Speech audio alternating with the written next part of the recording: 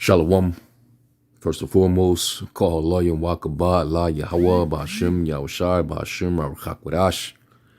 The double understood the elder apostles of the great millstone who rule well. Peace, blessings, and salutations unto the hopeful elect. Scattered throughout the four corners of the earth of the tabernacle of David. And I just want to do a slight response to this video uploaded by the elder RAWCHAA out in the London camp.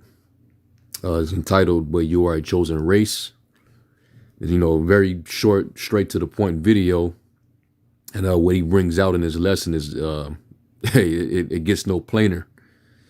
You know, I could see Vocab in a lot of these Christians ignoring this, because that's very vital, man. For the head apostle, Apostle Peter, you know, he sent this letter out to the dispersion, but the church always use, you know, terms like Gentile and stranger to make the gospel exclusive.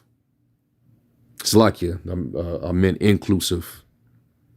All right, where, you know, everybody's involved, no matter what nation, especially Vocab. Vocab, you know, he teaches that the Israel, the actual Israel is a multinational church. And he also made a statement a couple of years back, and I believe he said he does not believe in the primacy of racial identity. You know, basically it holds no weight. It doesn't mean anything, but we treat it as if it's the end all be all. It's the golden goose. He said this years ago. And, you know, we did response videos showing them that the only way that this even concerns you, you know, this word, this gospel, the message of salvation, is if you're of that chosen lineage, that chosen race. And the brother brought it out in 1 Peter, the 2nd chapter. It made it super plain. The translation that he read, I believe it was the NLT. Let's go to it real quick. And I remember also bringing it out as well in a lesson a while ago. All right, 1 Peter 2, verse 9, it says, "But you are a chosen generation, a royal priesthood." And this is him telling strangers, you know, because they'll read the first chapter and see how, you know, this is to the elect, the strangers, you know, who are also foreknown. All right. According to the election, why is he telling some actual heathens that they were elected according to the foreknowledge? The Lord never done with other people. He only dealt with one people. So, I mean, this gives you the clue who he's talking about. 1 Peter 2, verse 9, "But you are a chosen generation, a royal priesthood and holy nation, a peculiar people, that you should shew forth the praises of him who have called you out of darkness into his marvelous light." And I believe he went into, I believe it was the NLT. Okay, maybe it was, yep, the ESV, the English Standard Version. "But you are a chosen race, a royal priesthood and holy nation, a people for his own possession, that you may proclaim the excellencies of him who called you out of darkness into his marvelous light." You read the Christian Standard Bible. "But you are a chosen race." But they'll be quick to tell you it ain't about a chosen race. It's not about a racial identity. Well, why is Apostle Peter, you know, why is he making this statement? You know, what's so significant about these people being identified as the chosen race? Because this is the race who was given the promise, who was given the blessing. Okay, that's why it matters. A royal priesthood. The Lord told us that going back to Exodus 19 and 5 and 6. Right? A holy nation. There are holy people unto the Lord thy power. He have chosen thee to be a special people to himself above all people on the face of the earth. So Peter is agreeing with what it says in the law. A people for his possession, you know, because Israel is the rod of his inheritance, so that you may proclaim the praises of one who called you out of darkness into his marvelous light. All right, now, when you go to real quick,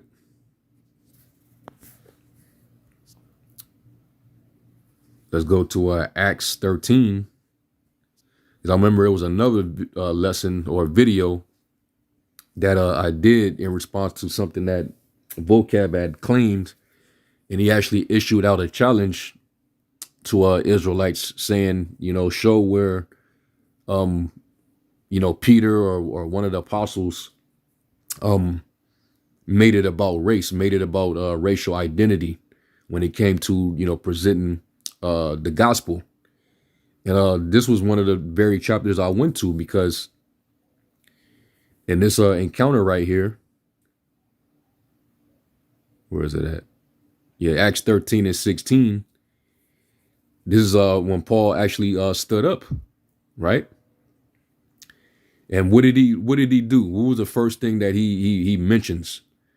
Acts 13 and 16, it says, then Paul stood up and beckoning with his hand and said, men of Israel, and ye that fear the Most High, give audience. So you Israelites, you men of Israel, he identified them by race. That was the first thing he did.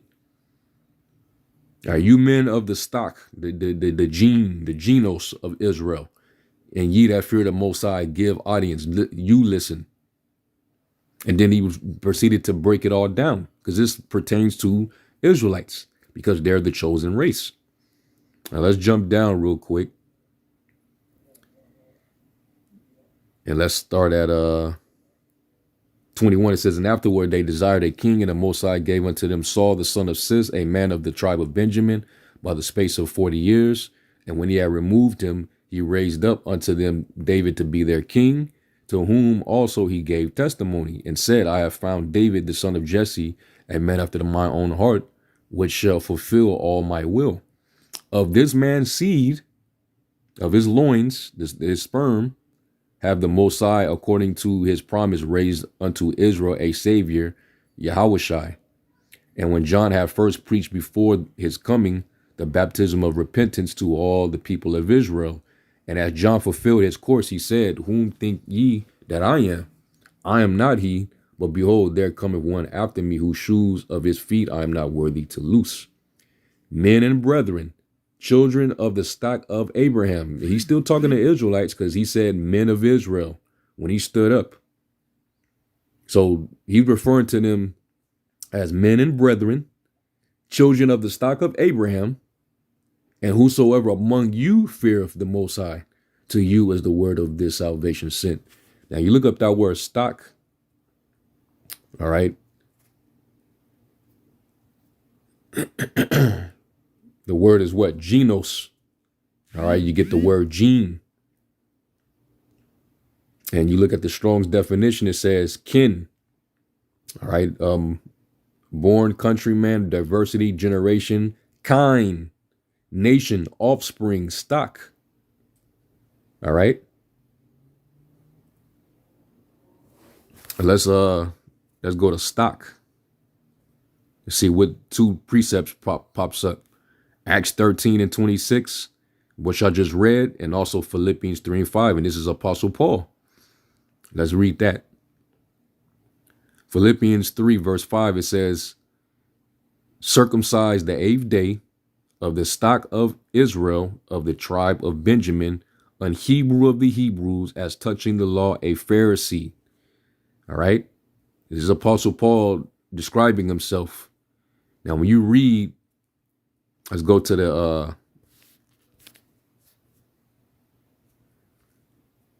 YLT translation and see what that say. And it says, circumcision on the 8th day of the race of Israel, of the tribe of Benjamin, a Hebrew of Hebrews, according to a law, a Pharisee. So in other words, he's admitting that he's of the race of Israel, from the tribe of Benjamin. So he's of that chosen race. Let's go back to that in Acts 13. Was it 26? Acts 13:26, and let's go to the CSB and see what that say. Brothers and sisters, Akim Wa'akwaf, children of Abraham's race. Right there, man, right in your face. and those among you who fear the Most High, it is to us that the word of this salvation has been sent. It gets no plainer. It gets no plainer, man. All right. What constitutes the race of Abraham? Those who descended out of his loins. All right. Which it was passed down. It went from him to Isaac. All right. Bypassed Ishmael, and it was Isaac that was accounted for the seed. Then it trickled down to Jacob. And then Jacob had 12 sons. And if you want to make the claim of Israel being a multi-national church, well, not in the sense that Vocab says it. It according to the blessing that, you know, their seed would become multiply as the stars of heaven, as the sand of the sea. A company of nations would come out of their loins. So, yeah, there's, you know, a company of nations. Each tribe is a nation within itself, but they still descend back to one race. Back to the same lineage, Abraham, Isaac, and Jacob. So you can't get around this, man. Now let's go to Romans 9. We always go into this chapter.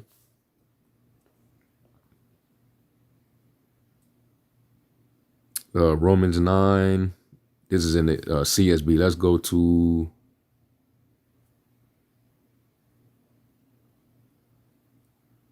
Let's go to the ESV and see what it say. Because I know it was one of these translations where it also uses the term race.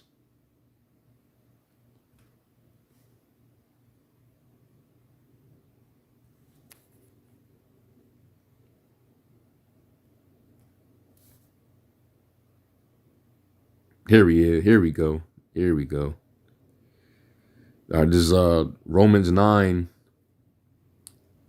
and 3, and this is from the RSV, the Revised Standard Version. It says, "For I wish that I myself were accursed and cut off from Hamashiach for the sake of my brethren, my kinsmen by race. They are Israelites, and to them belong the sonship, the glory, the covenants." You could read Galatians 4, understanding the sonship. He breaks it all down. It says the covenants, the giving of the law, and the worship, and the promises. To them belong patriarchs, and of their race, according to the flesh, is the anointed. Woo! Gee. The Most High, who is over all, be blessed forever. Amen. So there it is, man. Let me see what it, because I think it was another translation that uses that as well.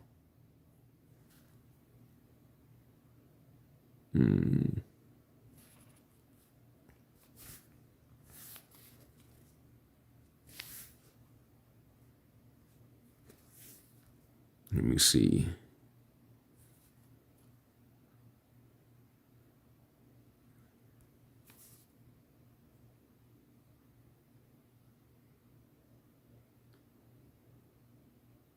I think I read that one already. Let me see.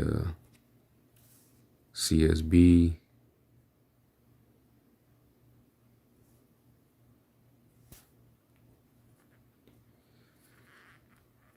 I know Vocab hurting right now, if you're watching.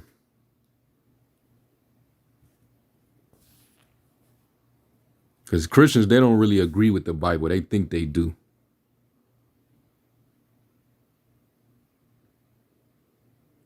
All right, RSV. I think I read that. So yeah, man. You know, I'm gonna cut it right there, man. I just had to add, you know, to that brother's lesson. All right, but you are a chosen race, and multiple scriptures through various translations. You know, when you compare it, you know, it's agreeing that this race is you know, very vital. All right, very focused on, because that's who it pertains to. All right, you can't open this up to anybody else, any other race of people. That's what we've been trying to tell you. But hey, we get called a racist for it. Oh, so be it. Because now you're seeing that the Bible is racist.